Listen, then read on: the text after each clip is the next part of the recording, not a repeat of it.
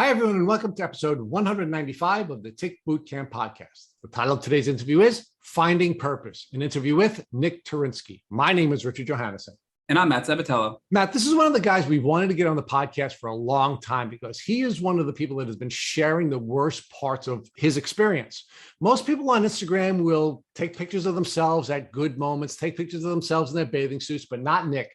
He's been willing to be vulnerable and raw in a way that has been very powerful. And we wanted to share his story with our community. Rich, Nic was one of the first people we met when we started Tick Bootcamp almost 2 years ago, and he's inspired me ever since. Nic talked to us about the two things that held him back during his healing journey and how he overcame those obstacles. Nic also talked to us about many tips and tricks he's learned throughout his Lyme journey. Matt, Nic is a very deep thinker. He's a philosopher, and he talked to us about some really important concepts, the most important of which is purpose and making sure that you are finding a purpose. So Matt, without further ado, I'm really excited to introduce Nic Turinski to the Tick Bootcamp community. Hey, Nic, and welcome to the podcast. Thank you so much for having me on. It's an honor and a privilege. Thank you. Well, it's an honor and a privilege for us to have you.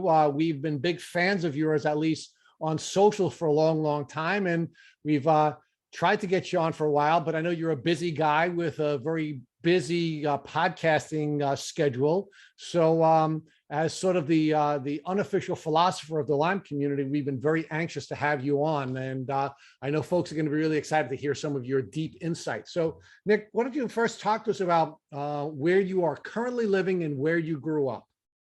I currently live in Eugene, Oregon, and I was born and raised in Pullman, Washington, which is right on the border of Idaho. Okay. And Nic, talk to us about your childhood. What was your childhood experience like? What was your educational experience like? And what kind of activities did you participate in, of course, before you had gotten sick? Had a really good childhood. Was raised on sports. I was a basketball player my entire life. We did outdoor activities. My family was very big on not spending money on material goods, but spending money on experiences, journeys, and trips. So we were always camping, hiking, snowboarding. So just really, really active life. But luckily, my mom and my dad always, emphasized the mental and spiritual side of life. My dad was very good at, I was a really good athlete, but my dad was very good about perspective and, basically telling me I'm not special just because I could shoot a ball through a hoop. And but yeah, just really, really active, really good home life. My mother became schizophrenic when I was 14. That was kind of a big hurdle in my life. But other than that, it was a really, really great upbringing. And yeah, it was lots of outdoor activity and physical exercise and fresh air. So Nic, what was your educational experience like? Meaning in the community where you grew up in, did you receive a really solid educational experience and an enriching educational experience? Yeah, so Pullman, Washington is actually Washington State University. And so it's actually it's usually in the top 3 public high schools in the state. So yeah, it was I always excelled in school, and it was a really good public education in Pullman, Washington, due to the university. Lots of professors, kids, and I love university towns. For me, the thing I love about universities and university towns is people are there to better themselves and improve their lives in some sort of shape or form, mentally with the schoolwork, physically at the rec centers. And we literally lived at the Washington State University Rec Center. We would play basketball for 8 to 10 hours a day. And it was a blessing being raised in a small college town where we didn't really have all the bad stuff of the city, but we had access to a Pac-10 university facilities. Pac-10 schools would come play sports. They'd have big concerts. So it was a really big blessing to be born and raised in Pullman, Washington. We're actually moving me back there in about 6 or 7 months. So Nic, talk to us about what you envisioned for your future when you were growing up and having these enriching experiences, both at home and in your educational environment. My original dream was to be an NBA player. Like I said, luckily my dad, he never told me I wasn't going to make the NBA, but he was always really good about saying, your mind and your spirit is, what's going to make you in this world. So, originally I wanted to be an NBA player. And then after that, my dream was to be a park ranger. Yeah, so my original dream was to be an NBA player, and then after that, I wanted to be a park ranger. So, Nick, you have a lot of outdoorsy experiences. You said that you had parents who were very much in support of having an experiential upbringing, and you were living in a community where you had a lot of outdoorsy experiences. Tell us what you knew about ticks and tick diseases, either from your educational experience at school or from any cultural experiences you received through your family. I unfortunately didn't know anything about tick-borne illnesses until I figured out when I started doing my research on my symptoms when I was like 26 or 27, and the Lyme disease kept popping up. That was actually the first time I was ever really introduced to it. So, Nick, you went on to college and you majored in environmental science or an environmental science. So talk to us about where you went to college and what your major was. Yeah, so my undergrad was environmental science. I bounced around a lot. I originally moved down to Oregon and worked in hotels for a year, and I got my residency. And then I attended Portland State University, in-state, Oregon State, and then I went back to University of Idaho to finish up my undergrad in environmental science. So you went to three very good schools and you were majoring in environmental science. So is it true that you knew nothing about ticks and tick diseases despite going to three very good colleges and majoring in environmental science? That is correct. There was no mention of it, of Lyme disease, ticks, or anything anywhere along my journeys of education. Now, Nick, you were also planning at one point in your life to become a park ranger. During any of the work that you did to prepare yourself for that career, did you ever learn anything about ticks or tick diseases? No, and like now that you mention it, I look back, it's pretty astonishing. So now, Nick, you then went on to graduate school. Talk to us about where you went to graduate school and what your major was in graduate school. So I went to graduate school at Portland State University, and my major was geographic information systems, which is more or less digital mapping. And I really like mapping. It's it's similar to art a little bit. There's an art to it, and it's a very visual thing. And like I said, so basically my body was giving out. I still didn't know what was going on. I just knew I had to do something where my legs were just in so much pain and swollen all the time. I knew I had to do something to basically do a sedentary job where I can support myself. So, Nick, talk to us about when your symptoms first started to present and what impact those early symptoms had on your life. Okay. Well, looking back, there was two spells when I was a kid that I had issues, but we didn't know what it was. But most of the time when I was a kid, I was very healthy. So I basically got really, really sick when I was like 18 years old. So I moved out of home. I moved down to Portland, and then basically I got an injury playing basketball, and I hurt my leg, and it just I think due to the change in the diet, the stress, and the injury, it was basically the perfect storm for it to take a hold of my life. And then basically I started getting vertigo, really bad joint pain, loss of coordination. It was basically like I went from the dunk of basketball to I could barely get off the couch. So, Nick, we talk about immune disrupting events on this podcast a lot. It's one of the things that we learned from Dr. Bill Rawls. And in many cases, what happens is somebody is managing the various pathogens that are in their system when they get bitten by a tick. And then there's an immune disrupting event that will cause their immune system to lose the ability to manage these pathogens, and the Lyme will take off. Do you believe that's what happened with you at that stage in your life? Yeah, I believe it was the trauma from the change in the diet, the stress of my mom's mental illness. I think were big traumas for me.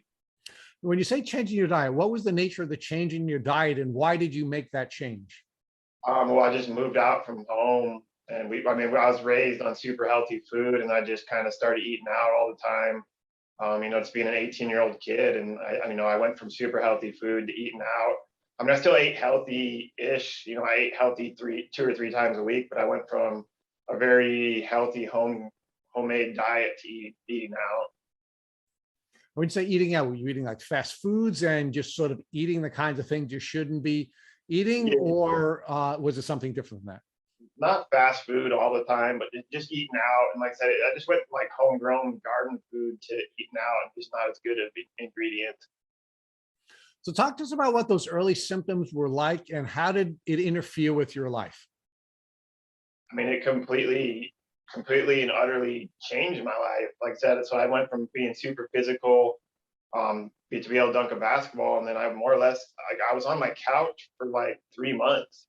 I had about $12,000 saved up, luckily, but I had to quit my job. And I just my vertigo just kept getting worse and worse. I was dizzy all the time. Had to look at the floor, otherwise I'd feel like the room was spinning. So I mean, it completely, it stopped me in my tracks completely. Now, did you treat with any doctors when you had this crash? Yeah, so we went to doctors, and they blamed it on, a leg length discrepancy, which is crazy because I wouldn't, it made no sense with the vertigo or the dizziness, but they couldn't figure it out. So they assessed me with a leg length discrepancy, and they put like a 3/4 inch heel lift in my right shoe and told me to wear it all the time, and that just compounded everything, just made everything worse. So they treated this very classic set of Lyme disease symptoms with giving you a lift in your shoe. Correct. And what was the purpose of giving you a lift in your shoe? What did they say that would do for you? That it would correct my leg length discrepancy that was causing my balance and coordination issues and my joint pain. So you're on the couch for 3 months and they diagnosed you with a leg length discrepancy? That is correct.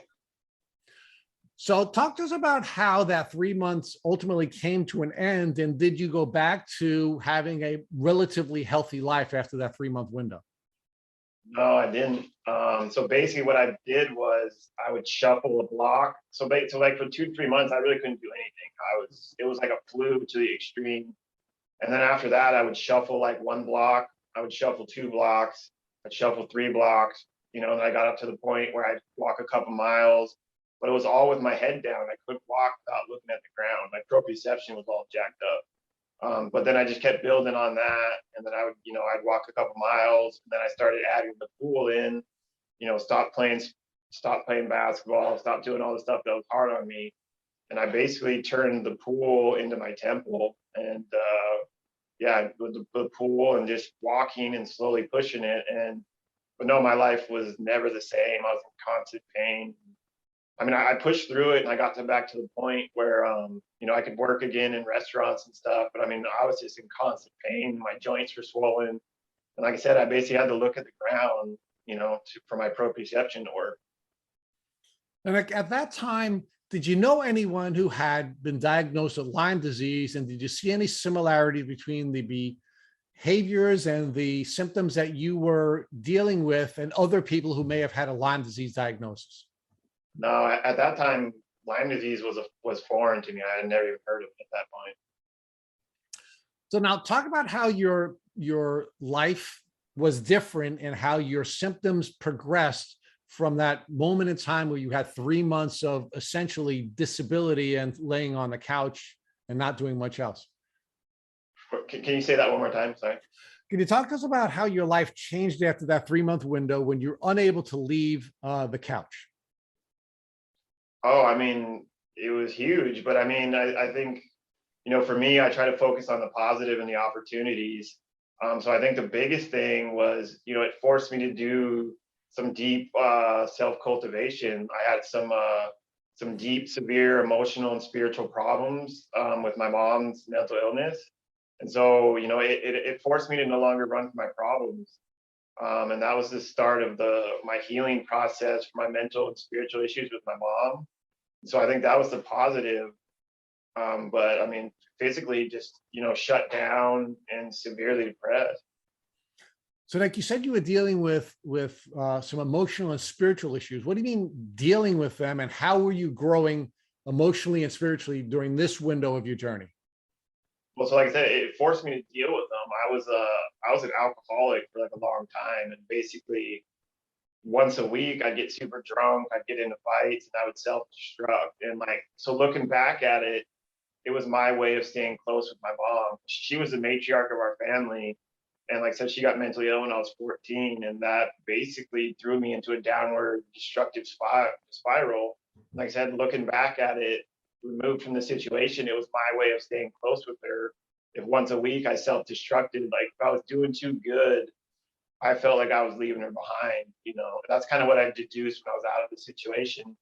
And when I was just laying on the couch, there was no distractions. I couldn't go out. I mean, I was completely and utterly addicted to exercise. I'd run. I was a valet. I would run cars for 8 hours. I would go to the gym. I would lift weights. I'd play basketball. I mean, I basically would fill my entire day with physical exercise. And if I wasn't exercising, I was getting stoned or drunk. And so it stopped me in my tracks and forced me to take inventory and start dealing with some of my stuff instead of just filling my day with physical exercise and distraction. So Nick, let's focus on that, because you had this immune disrupting experience, but it sounds to me that there was a lot of other unhealthy experiences that were going on, meaning you weren't exercising to the point where you were healthy, you were exercising to the point where you were consistently breaking your body down and not getting any rest. And you seem to be engaging in these sort of self-sabotaging type behaviors. And that seems to be the sort of the environment your body was in at the time that you had the immune disruption, which resulted in your crash. Yeah, correct. I was definitely, and that's the thing, like I look back at my life, the way I lived my life would have been hard on a normal person's nervous system, let alone someone dealing with neurological Lyme disease. So I basically pushed and pushed and pushed so hard to the point where I completely and utterly shut myself down. So Nick, let's talk about how you changed physically. You were an elite athlete. You were a great basketball player. What'd you look like at that stage in life versus how was your body beginning to change as your Lyme symptoms were progressing? So I lost, I would say 40 or 50 pounds due to Lyme disease. And right now, I'm about 40 or 50 pounds under my weight that I was when I was 18 or 19. So Nick, you didn't receive your diagnosis for Lyme disease until you're 26. So talk to us about how your symptoms developed between the time that you had your first crash and you were stuck on the couch for 3 months to the time when you finally got your diagnosis at 26. Okay, yeah. So like I said, I basically just slowly kind of worked my way out of it a little bit, just like I said, by shuffling, because I'm big on incremental stuff, because I'm an athlete. So like I said, incrementally, 1 block, 2 blocks, 3 blocks, getting up to the point where I was a couple miles. And then basically, I was just always in constant pain, and I was always dizzy, and I was always looking at the ground. And honestly, one of the hardest parts about looking at the ground is it's impossible to have any confidence. And then this is one of the hardest things about this journey is like I was raised to thrive and be confident, and then here I am just using all my power just to look at the ground to walk. And so basically, it was every day was just a struggle, and it was just the determination of will to keep going. So Nick, during this time before you got diagnosed, was there anything that you found that would help you with your dizziness or your inability to move your head around? No, I honestly thought like I'd done too much drugs and alcohol. That I didn't. That wasn't like kind of what I can attributed it to, because they didn't even mention Lyme disease. I didn't even know about it. I thought maybe I'd done too much drugs and alcohol, and like my brain was fried out. That was kind of what I thought. So give us an idea of the time frame from the time you first started getting your symptoms until the time you got diagnosed. How many years was this? Like 8 to 10 years. And throughout this 8 to 10 year window, nobody ever suspected Lyme disease or tick-borne illness or anything other than this leg syndrome and potentially psychosomatic. Yeah, and then that was the thing they harped on a lot. Since my mother's mental illness, they tried to say it was psychosomatic. They tried to say I was developed schizophrenia, because that's what she has. She's a schizophrenic. And so, yeah, there was a lot of blame on that. So talk to us about how Lyme finally came into the picture when you got your diagnosis. So for me, I kept Googling loss of coordination, joint pain, and vertigo, and it kept coming up Lyme disease. And it kept coming up. And then I was seeing a chiropractor, and I went into him and I said, I think I have Lyme disease. And he said, no, there's no way, you're too healthy. And this has been a reoccurring issue throughout my journey. It's the way that I hold myself, my spirit and soul. I don't relinquish my spirit and soul to the disease, and people can't really comprehend how sick I am. So, he said basically, no, there's no way that you're functioning at this level with Lyme disease. And So I did my research, I found IGenics, and I said, please sign the paperwork, and he said that it's going to be a waste of money. I said, that's fine. Please sign the paperwork. And he did, and it came back positive. So do you think that all of these things together really prevented anybody from wanting to listen to you? So you mentioned that you had a really good mindset and they said you're not that sick, but you were really sick. You had vertigo, you could barely move your neck, and it was interfering with your daily life in such a way that it was a life changer for you. So why do you think these doctors are telling you, hey, Nic, you're not that sick? Because they didn't know, because they didn't have the answer, and doctors don't like it when they don't have the answer. It was a way of dismissing you rather than really addressing the root cause of the problem. Yeah, and then trying to validate themselves as a good doctor. So now you pushed through this IGenics test. They cautioned you against it, and it comes back. And was it just a Lyme test, or were you running co-infections as well? It was just Lyme at first. And when the test came back positive, this was through your chiropractor. Correct. I'm curious to hear what your chiropractor said when you got the results. Something along the lines of like, way to stay on your own health or something like that. So now I'm sure at this point he would refer you to somebody else to now get the proper treatment for Lyme, since it wasn't his specialty as a chiropractor. Correct. So what doctor did you find next, and talk to us about that journey with your doctor now to finally address the Lyme disease? Okay, so I saw a man called Dr. Newman in Vancouver, Washington. He's dead now, rest in peace to his soul. It was a disaster. It was an absolute disaster. So once again, they didn't believe, he couldn't comprehend how much I could push through things. So he underestimated how sick I was. He started me on 3 antibiotics and then Plaquenil. And then basically I lasted a month, and it gave me a severe seizure. And then that's what originally put me on my walking aids. And then the thing that was really disappointing to me is I was on no prescription pills at all. And he told me he wanted me to put me on 2 or 3, and basically said that, they would get me better and they'd take me off. He didn't like force me, but he said he highly recommended it.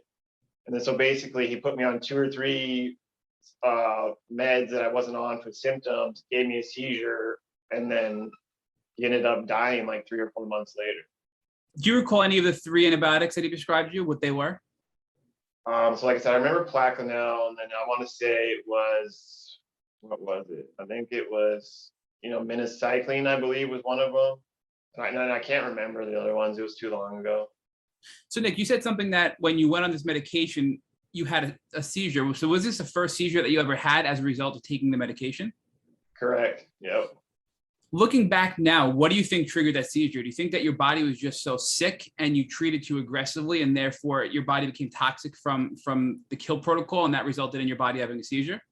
Yes. So if I did it again, I would go way slower, one at a time, instead of taking, I think doing a rifle instead of a shotgun approach, because who knows which med did it or what. So, they gave me 4 meds at once instead of doing 1 at a time. Yeah, if I did it all over again, I would treat way less aggressively. And I think keeping your spirit and your soul and your quality of life is imperative in a long, long journey like chronic Lyme disease. So you also mentioned, Nic, that it affected your walking when you took this medication as well. So give us an idea as to how this impacted your life even further when it impacted your walking from these medications. Well, yeah, so like I said, it gave me a seizure. My body just shut down, and like I basically fell over on the floor, and then I drugged myself to bed with my arms. I believe I stayed in bed for like 2 or 3 days. We got the antibiotics out of me, obviously, and then it calmed down a little bit.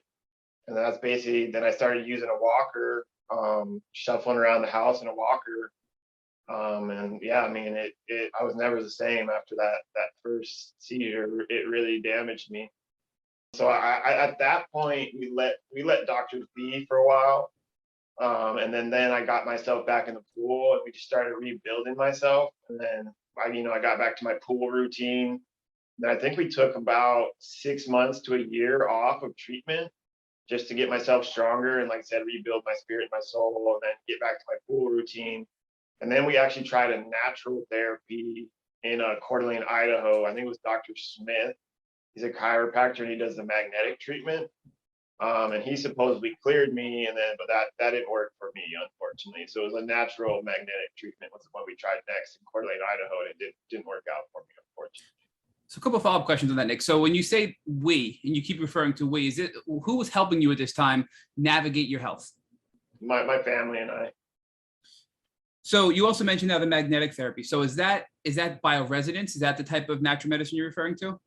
Yeah, correct. And then he did the whole muscle testing and told me he cleared everything, and he said that he was trying to tell himself how awesome of a job he did. He said he got it out of my heart. That would have killed me. Basically, I'm not a big fan of the muscle testing. Like I don't ever really want to be muscle tested ever again in my life, to be quite honest. So when they did muscle test you to determine what was impacting you, and then to determine that you were Lyme free, what was the treatment? Were they tinctures of various herbs? Well, no, he was just basically placing magnets on certain parts of your body. And what's the idea behind that, Nick? So is the idea that these magnets are going to kill the bacteria because of the magnetic wave and the frequency? Yeah, but I also think it was like supposed to be awakening your immune system too, I believe. But this did not work for you, and in fact, it sounds like you continue to decline as a result of this treatment. Correct. It did absolutely nothing for me, unfortunately. It was basically $5,000 flushed down the toilet. But it was a good trip going back home and seeing Lake Coeur d'Alene. So talk to us about now. You did this treatment, you're spending all this money, and you're working with your family to try to figure out how to improve your health. What do you do next? I mean, at that point, I'm just, I'm pretty extremely frustrated, but at that point, I'm just grateful. I mean, at that point, I'm really grateful for the pool. And then I think for me, anytime I'm frustrated or dealing with things, I try to be as proactive as possible. So I focused on my pool routine, going to the pool 6 days a week, and doing what I could to build myself up. And, looking back, the pool kept me out of a wheelchair, and, the pool will get me out of this wheelchair too. So how long ago was this when you got your diagnosis? Oh, so 14 or 15 years ago. And talk to us about how your health either improved or declined now that you were using the pool, the bioresonance failed. It was still going down. I think the pool, yeah, without the pool, I mean, I can't even imagine how bad I was. But no, my joints were becoming more and more swollen. The vertigo was getting worse. The loss of coordination was getting worse. I mean, basically without the support of the water, I mean, it was getting really hard. So why do you think the pool was such an effective strategy for you? Yeah, I mean, low impact, gets the gravity off you. It really helps out with your lymph nodes. And I mean, yeah, for me, it was just the only place I could do with any sort of confidence I could walk without feeling like I'm gonna fall over. And and I just did lots of range of motion exercises. And I mean, I think the pool can pretty much save anyone if there's certain points, like right now I'm not strong enough, but if you're strong enough to get into the pool, I believe you can pretty much rehab almost anything. So Nick, did you do anything else throughout the last decade plus of your treatment journey that was beyond the antibiotics, the magnetic therapy? Did you do any herbals or any other sort of alternative treatments? Yeah, we played around with herbs a little bit, but not very much. And then so now, yeah, we played around with herbs a little bit, and now we're back to antibiotics and a little bit of herbs, but mostly antibiotics has gotten me the most success recently. So from an herbal standpoint, were there any herbs that you felt were helpful in your journey? I mean, I think Bacopa, I think is probably the most helpful, but that's like for cognitive and really helps out your cognitive ability. Bacopa is a good one, I believe. So for those that are listening and are struggling with brain fog and the cognitive decline that comes with Lyme disease, Bacopa would be a good recommendation for an herbal treatment to help combat that, it sounds like. Yeah, and then I think, yeah, for people with cognitive issues, I think the biggest thing that helped me is the Wahls paleo diet. It's WAHL. She's a doctor out of Iowa, and she had MS, and she cured herself with diet. And I've been on the Wahls paleo diet for about 2 or 3 years. It's basically just a lot of organic vegetables, organic meats, and lots of really good fats. I really believe that is probably one of the most advantageous things to my mental function and cognitive abilities that there is. So that Wahls paleo diet will help you with cognitive, but also is part of your healing journey in general for Lyme disease. Correct. And I mean, everything starts and stops with your brain. And so, I mean, if you can get your brain healing, I think so. I think the Wall's paleo diet, getting up to the therapeutic dose on antibiotics. And I think another thing that really helped me was transferring to breathing through my nose only. Nic, I want to get to a couple of things you're talking about. I just want to catch up with your current healing journey at the moment. Were there any other herbs noteworthy to recommend to our listeners that you felt were helpful in your journey besides Bacopa? I would say Bacopa is probably the most helpful for me. Okay. Maybe like valerian root, I guess. And what did valerian root help you with? Anxiety. And then honestly, I mean, for me, if you want to talk, like, I think CBD, I do a lot of CBD. I think CBD is the best thing there is for symptoms that's non-pharmaceutical, in my opinion. So I think that's a really important topic, Nic, is anxiety and allowing your body to sort of calm down when you're so overwhelmed from chronic Lyme disease. And many people get prescribed these addictive medications, which again, you need what you need. And I think there's a time and place for all medications. But do you think valerian root is a good first step for somebody struggling with anxiety before stepping into the pharmaceutical world to give that a shot to see if it can help them? Yeah, for sure. Because like the one thing like my issue with the pharmaceutical world is I don't really believe most medicines do anything past a couple months, and then they basically, people get confused. So if you get on a medicine and you become dependent on it, you feel bad when they take you off of it if you don't taper off correctly. We get it confused that the medicine's doing something. That's not doing something, that's a withdrawal. And so for me, I mean, they put me on phenytoin for seizures. I was taking 3 seizure pills a day. I've gotten completely off that. I'm feeling better. I've gotten completely off the benzodiazepines, completely off those, feeling better.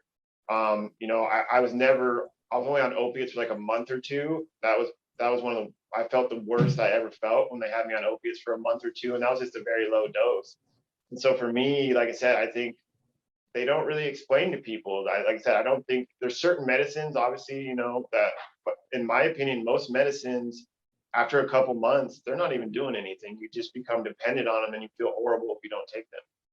So based on your experience and your journey, Nic, what tools have you felt were the most appropriate to actually help you heal rather than band-aid you or make the problem even worse by masking them with this medication?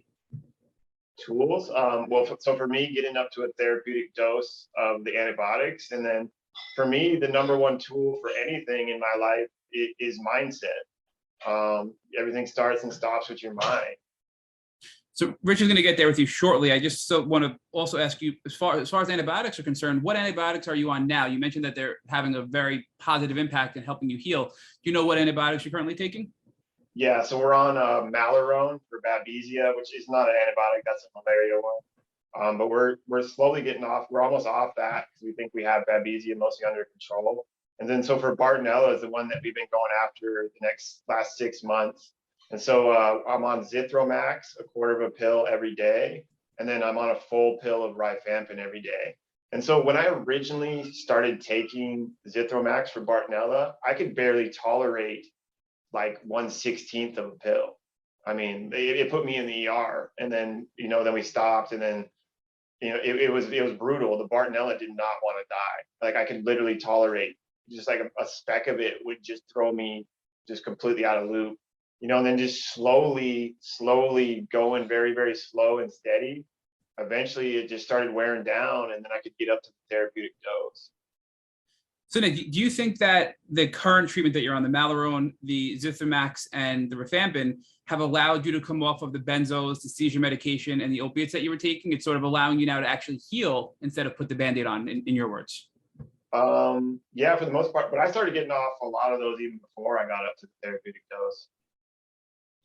But you were still working on gradually with the 3 drugs that you're on today, correct? Yeah. So I do want to touch on 2 other things before I hand it back to Rich. And the first one is you talk about breathing. And we've learned recently that breathing is such an important technique to calm the mind, to calm the nervous system, and even detox and remove toxins. Talk to us about your acknowledgement of breathing through your nose only and how you feel that's been helpful in your healing journey. Oh man, it's crazy. So I read a book, Breath. And so I'll give you an example. It's a pretty powerful story. So when I was in that moldy apartment, so I had a broken nose a couple of times. So I had a deviated septum. So it was kind of hard to breathe through my nose already. And then when I was in that moldy apartment, my nose completely and utterly clogged up on me. I couldn't breathe through my nose in that apartment. And so basically yeah, so I started reading that book, and I just slowly every day I would just force air through it, and then over time it just started opening up, and then I would just keep forcing it, and then now I'm to the point where I never breathe through my mouth. And then an example of how, so for anxiety, panic, there's nothing worse than for anxiety and panic than breathing through your mouth. So I think it was about 2 months ago, I caught a cold from a caregiver, and my nose clogged up from it. And so I went to bed and I laid down and I couldn't breathe through my nose for the first time since I was in that moldy apartment. And my body instantly went into fight or flight, like instantly. And then I just sat there and I told myself, I breathed through my mouth for like a minute, and my brain was just freaking out. And so I just, I used my mind and I just calmed myself down, and I just was forcing the air through my nose, and I finally got a tiny little sliver to come through. And then my brain instantly calmed down, and I just kept working that little sliver until I opened my nose back up. But it was crazy. I instantly went back into fight or flight when I could not breathe through my nose. Is there a special technique that you use, like deep breaths or cycles, or is it just simply breathing through your nose alone that has helped you? Well, yeah, I mean, just being conscious of breathing through your nose. But for me, so the perfect breath is 5.5 seconds in and 5.5 seconds out. So I do a lot of that. And I also do like box breathing, 4 seconds in, hold for 4 seconds, out for 4 seconds, hold for 4 seconds. And I work up to like 10 seconds. So box breathing helps you reset your breath pattern. But I mean, I think ultimately just being conscious that you breathe always through your nose and working up to the point where you can do 5.5 in and 5.5 out. And then also just slow, calm in and out, not these, like you can force the exhale, but the inhale just be slow and calm. And like a lot of the things they teach about breathing is actually incorrect. So Nic, when did you learn that you had Babesia and Bartonella as well? So the first test you mentioned was just through IGeneX for Lyme. When did Bart and Babesia come into the picture? That was probably about 3 or 4 years ago when we joined up with my current Lyme doctor I'm working with now. Do you think one of the reasons you didn't heal, or one of the reasons that you were being held back from healing, is because traditional antibiotics don't treat Babesia and you needed some sort of anti-parasitic or anti-malaria drug to help treat the Babesia? For sure. I mean, like we didn't get any improvement on anything until we started treating Babesia. That was the first thing we got any improvements on. And then we moved on to Bartonella. But yeah, I mean, I think, yeah, it was just too much of a beast. You have to treat everything you have. I mean, I think, if you're in a fight and you're only looking at, you only know you're fighting 3 people, but your brain only knows you're fighting 1. You don't stand a chance in that. You need to understand the complete terrain of the fight that you're engaged in. Yeah, I think that's an important note for our listeners, that if they are suffering from chronic Lyme and they are treating the Lyme disease and they're not getting better, that Babesia could be a potential problem holding them back. And there are different drugs and therapies to use to treat Babesia versus Lyme and Bartonella and other co-infections. So Nic, I do want to also, you did mention the mold in your apartment. So talk to us about that scenario and how the mold impacted your health. Yeah, I mean, I was just about, the mold was absolutely horrible. The mold almost killed me. And that's when I basically became completely bedridden for 2 years. So basically we moved down from Portland, Oregon to Eugene, Oregon. At that point I was still in my forearm crutches. I was still going to the pool 6 days a week. I still had all the vertigo and all the issues, but I could still live, I could still drive. And then I think within about 2 months of being in that moldy apartment, I developed this humongous vein bulging out my entire torso, and my legs just completely stopped working. My body just completely and utterly shut down. So mold, and that's another huge, if people are treating and getting no results, if you have mold, I mean, that will always hold you back. Mold is no joke. So in addition to Babesia as an avenue to look at if you're not getting better and treating mold, basically when you were driving, you were swimming, you were walking with some assistance, and then you went to being completely bedbound because of a moldy apartment, it sounds like. Correct. In like a matter of like 2 months, the decline was like, it was insane. It was crazy. And it was really hard because, my older brother was riding his bike to and from work, dropping me off meals before and after, and he's just watching me just slowly die. And I mean, we're not out of the woods, but I mean, we're in such a better place for me and my family and everyone involved. So Nic, tell us how you found out that mold was the root cause that was making you so much sicker when you moved into that apartment.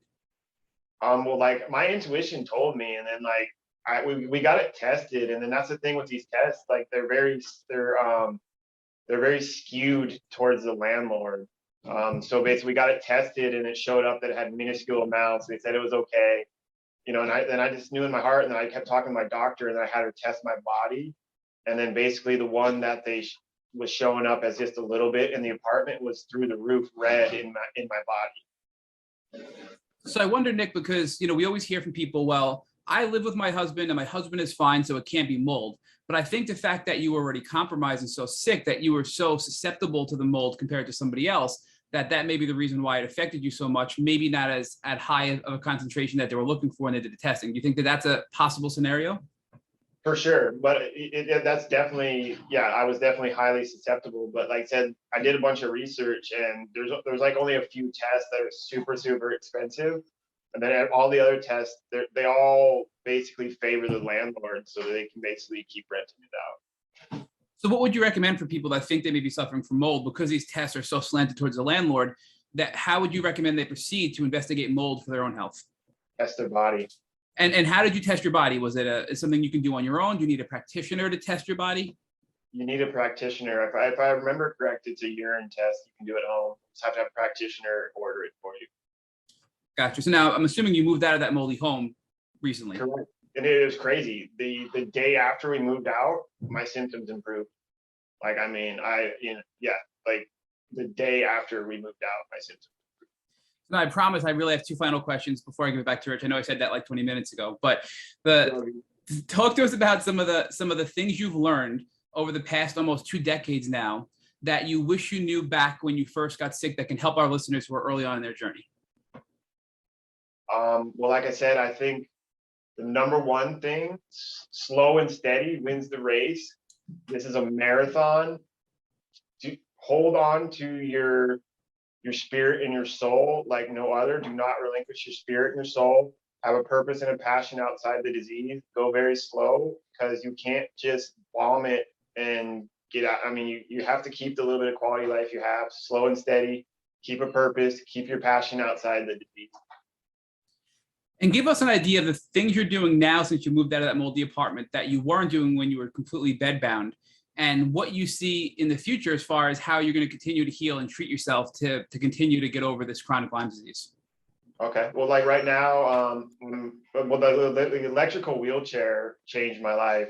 So when I was completely bedridden, now I'm out of my bed like about 4 to 6 hours a day. I'm getting fresh air. I'm getting sunshine.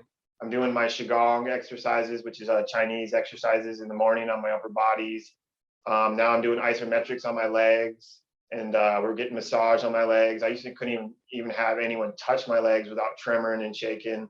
And we're actually going to start physical therapy August 23rd, and then eventually, start physical therapy. And then I'm going to get into the pool, and I'm going to get my life back, and then I'm going to go, tell people how to be a positive warrior and fight while fight the good fight while helping people and yourself. So Nick, let's talk about the beautiful elements of this journey, because you started this journey out with a very difficult set of circumstances, in part because of your family environment, but in part because of the way you responded to that family environment. But you're a very different person today. So talk to us about how Lyme disease helped you to get to the place where you are spiritually and emotionally, and how you believe that's an important foundation for healing. Oh yeah, 1000%. I think, like I said, so it stopped me in my tracks. It made me no longer run from my problems. And I think the biggest blessing and opportunity that came from it, like I said, was my whole life, I think I understood. I was always good at school, understood the spiritual thing, but I just, like I said, I was just addicted to exercise, and it basically took away the distraction and forced me to do meditation, and I think, just like I said, I think the opportunity to take inventory, slow down, reflect, and look inward instead of outward. So, Nick, one of the guests that we've interviewed in the past, her name is Lorne Pfeiffer. She's argued that healing from Lyme disease is an engineering problem. And as a guy who has studied science and has a degree in the science field, and also as a computer geek, as I've often made fun of you and Matt, tell me about your perspective on engineering and re-engineering the problem. Do you think you have to emotionally and spiritually go back to a point where you understood how the disease ultimately progressed in you, and then going through the process of re-engineering your life so that you can heal? Yeah, correct. I mean, I think along your lines of talking about re-engineering, you have to honor the path or the purpose that Lyme disease sets you on.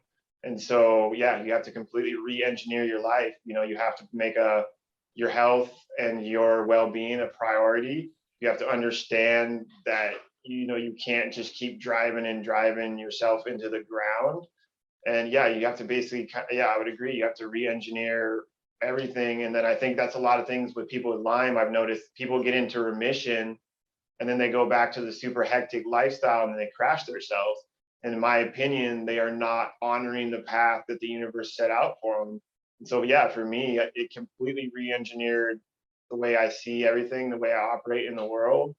And I think there's kind of like a saying from the Dalai Lama, like in the Western world, we will spend our entire life making money, and then we'll spend that money to try to get our health back. I think it's you basically just following the purpose or the re-engineering path of putting your spirit, your soul, and your well-being above, the monetary things and materialistic goods, and always just honoring the path that, you have to be gentle and compassionate to yourself and others, or you're going to go backwards.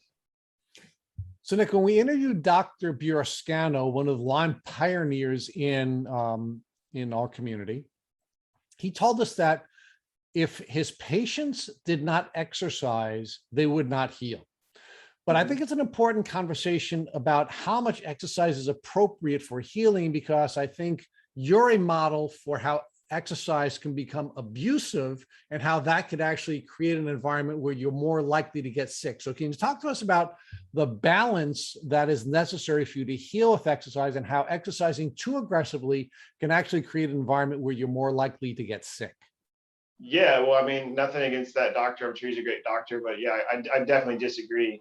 Because, like I said, there was a point. Sometimes your body just needs rest. So when I was completely bedridden in that moldy apartment, we didn't know about the mold, but we just know I was shut down. And then the doctor kept on, trying to get me, or not trying. He'd have me do these exercises in bed where I kind of lift my, and it just made everything extremely, extremely worse. I would just do a little bit of exercise and I would be completely, utterly like in a convulsion fit for like 3 hours.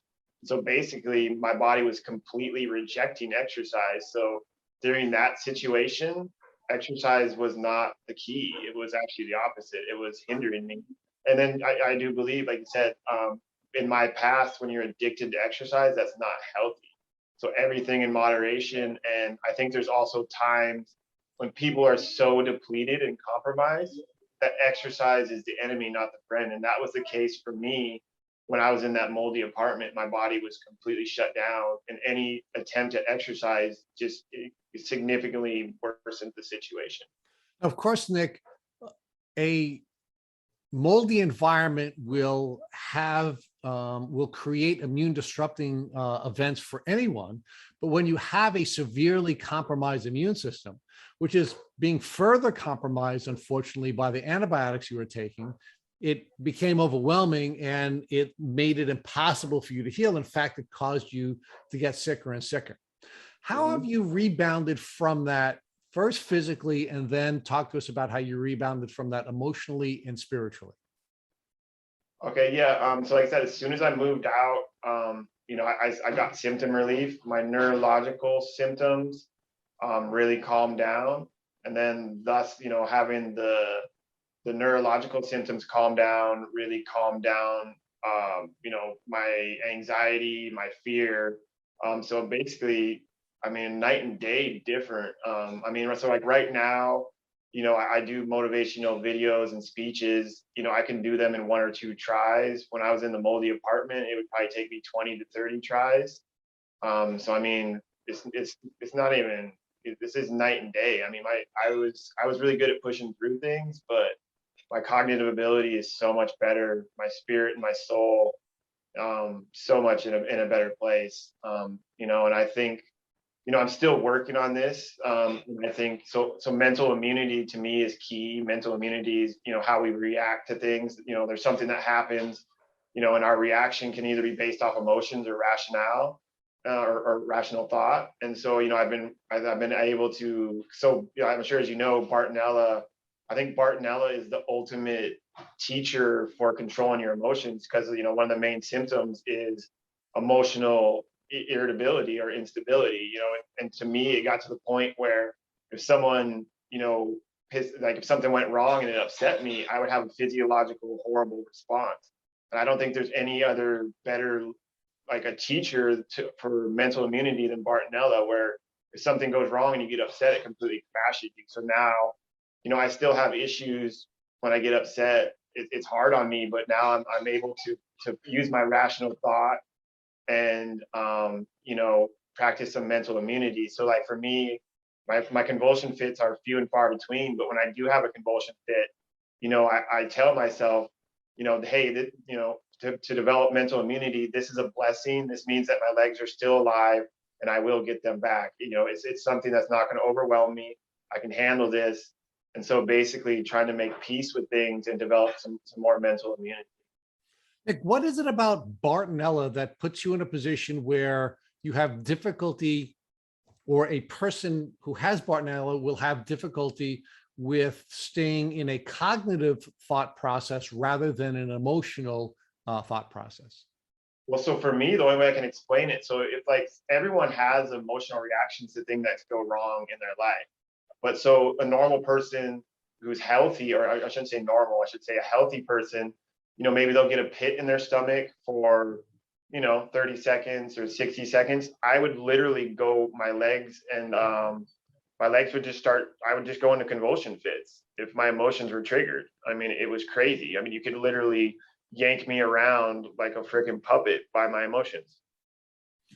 Nick, now, despite being really sick for a long time, you've decided to take responsibility for other people, and you make a number of different really powerful videos, and that's what attracted me and Matt to you long ago. We've become big fans of yours because of all of the inspirational work you're doing. So talk to us about why you feel compelled to help other people in the community when you're having so many difficulties going through your own health battles. Well, yeah. Well, for me, first and foremost, I'm a sheepdog. That's how I was raised. So I feel like it's my responsibility. Not everyone has the tools that I was implemented in my life, and not everyone knows how to fight like I do. So I believe it's kind of my responsibility. But on another note, I think perspective.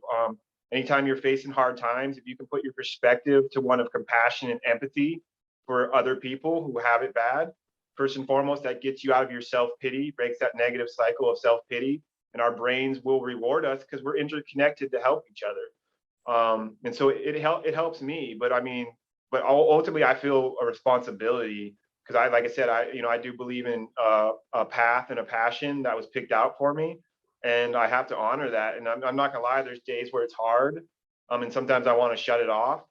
But I feel, like I said, I feel obligated. And for me, as long as I have a rule. I mean, I don't think it's negative if we're talking about a problem if we're trying to solve it. But if you're coming to me for self-pity, no, I don't do that. But I'm all for solving logistics, but I'm not here to give pity to anyone, or I don't want pity myself. So Nick, you've put up some really raw videos. You've put up videos when you were convulsing, when you were seizing. Talk to us about why you were willing to be that raw and that open with folks who you've never met. Well, to be quite honest, at that point, we didn't really know. I mean, I always knew I was going to make it. I always knew in my heart I was going to make it, and I will make it. But my parents, my family was concerned, my friends were concerned that I wasn't going to make it, and I didn't want it to be for nothing. And actually, I came across a really good it was really hard at first. I'm not gonna lie, it was hard. Like I would post those and I wouldn't interact with them for a couple of days because it was so raw. But I came across a really good concept of I was reading a Warren Buffett book and he says humility is disarming, and I find that to be utterly true. So at first, like I said, it was really hard, but if you're willing to put yourself out there in a vulnerable, compromised position, you'd be surprised. You're going to connect with people, you're going to relate with people, and you're going to help people. And I try to encourage people this all the time. Just stop putting all your wins out there. Stop putting your glossy MTV moments out there. That's not how people grow. You have to be willing to invest in loss, pick yourself back up, apply that knowledge, and keep going. And like I said, at first it was really hard. I'm a prideful guy, but first and foremost, I didn't want it to be for nothing. And I wanted, I don't want anyone to ever have to go through what I went through. Here at Take Boot Camp, we define entrepreneurs who are people who accept responsibility for other people's problems. And you've also developed an entrepreneurial pursuit despite being as sick as you are. So talk to us about what inspired you to begin your business and how that has helped other people. For sure. Well, my business originally started in 2004. So another blessing or another gift from this illness, I started in 2004. I did really good, but then I got robbed. I was selling cannabis like a dummy and I got robbed for all my cannabis and my t-shirt money. So it completely deflated me. I stopped. And then, fast forward 10 or 15 years later, when I got my Lyme diagnosis, it basically led me back to my passion of chronic to wear. Like my dad says, we're Snoop Dogg's business partner. We do business with him. This would have never happened if it wasn't for Lyme disease. And then, and this is one of the main things I want to tell people with Lyme disease. Like, please, you need to have a passion outside of the Lyme disease world. And I don't care what it is. If you want to do macaroni sculptures, painting, but it just needs to be a long-term passion that you can work on. And then anytime those negative loops come, am I ever going to get through this? Am I ever going to make it?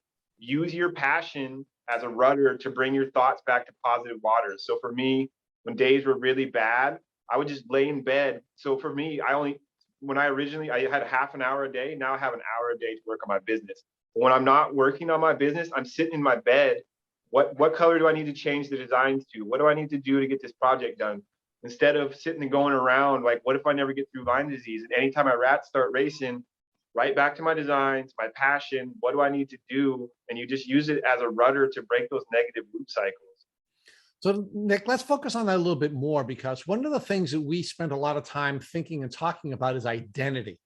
And one of the things we've really enjoyed about following you for as long as we have is not only your vulnerability or your willingness to be vulnerable and raw, but also your identity. And you are one of the people who's clearly not taken on the identity of a victim, and you've clearly not taken on the identity of somebody who is allowing Lyme disease to define them. So talk about how your passion, the importance of having a passion and having a business, has prevented you from taking on this identity of a Lyme disease victim. Well, yeah, I mean, it's all about a purpose. I mean, human beings, that's what we're here for. We need to learn, we need to grow, and we need to have a purpose to the day that we die. And I think that's, like I said, I think that's one of the sad things. And that's, to me, that's what a Lyme warrior is. You do not relinquish your spirit and your soul to the disease. That's what a Lyme warrior is, in my opinion. And I think, unfortunately, a lot of people, that's what they do. They think, this is it. I'm going to relinquish my spirit, my soul. The essence of every single human being is our spirit and our soul. I got deathbed perspective in my 30s that I get to apply to the rest of my life. And yeah, your spirit and your soul, you cannot relinquish it to the disease, because that's what it wants. It wants you to give up, and it wants you to feel sorry for yourself, so it can basically run amok and do whatever it wants. And you need to keep a purpose. You need to keep learning. You need to keep growing. And I know that's hard for people with cognitive stuff. And so, like, for me, I'm big on reading. Reading breaks the negative loop cycle, but I understand, like, if you can't read, positive affirmations. I'm healthy and strong. I love myself, all day long. Just keep saying it. Keep saying it. Like, I'm proud of myself. I'm getting my legs back. I'm healthy and strong. I'm going to walk again, just over and over and over and over again. If you can't read, you have to keep coming. You need to have feedback coming in. So Nick, one of the things that Matt wanted to make sure we talked about today was your Lyme Warrior t-shirts and sweatshirts. Matt has purchased many of them and he's proudly wearing them on many of our podcast episodes, as you are today. So can you talk to us about your Lyme Warrior t-shirts and sweatshirts, and how can folks locate you and your business if they're interested in purchasing these powerful t-shirts and sweatshirts that you're producing? Yeah, so I mean, the best way to get a hold of me is on Instagram. I'm Chronic to Wear on Instagram, CHRONIC 2, the number 2 WEAR. It is kind of so I do cannabis apparel, so it's kind of a mixed thing. We kind of have a lot of Lyme followers and we have a lot of cannabis followers. But like I said, so to me, the ultimate thing for a Lyme wearer is you do not relinquish your spirit and your soul. And also, like you said, you have the willingness and ability to put yourself out there to try to educate, inform, and change the situation so the Lymies in the future don't have to be guinea pigs like us. So Nick, I need to ask you now the final question we ask everyone on our podcast. And this is an important question so that folks can help their family members not get infected and prevent themselves from getting reinfected. If God forbid, somebody very close to you, like your brother, came into your room at the end of this podcast and you found that he was being bitten by a tick, what would you recommend that he do so he would not have to go on a difficult Lyme disease journey? I would talk to my naturopath and get all the preventative things that I could in place, and I would send him directly to Hygienics. Get tested directly with Hygienics, talk with my naturopath, look into any natural preventative things that we could do to get ahead of it and get tested and get treatment immediately if it came back positive. Thank you for listening to the Tick Bootcamp interview with our guest, Nic Turinski. To our listeners, we have a call to action. First, if you'd like to learn more about Nic Turinski, please visit his Instagram page at Chronic2Wear, Chronic, the number 2, Wear. Second, if you enjoyed this episode of the Tick Bootcamp podcast, please share it with your friends by using the social media buttons you see at the bottom of our post. Third, Tick Bootcamp has created a Tick Bite blueprint that has been inspired by the information that has been shared with us by past podcast guests. We urge you to visit our website at www.tickbootcamp.com to view the blueprint. Please note we would appreciate any input or any improvements you would like to offer to us. Fourth, don't forget to subscribe to this podcast on Apple Podcasts, Google Podcasts, or Spotify to get your automatic episode updates of our Tick Bootcamp podcast. And finally, we thank your community for your comments on our past podcast episodes. Please take a minute to leave us an honest review on iTunes, on Instagram, or on our website. We make it a point to read every single one of the reviews we get. Thank you for listening.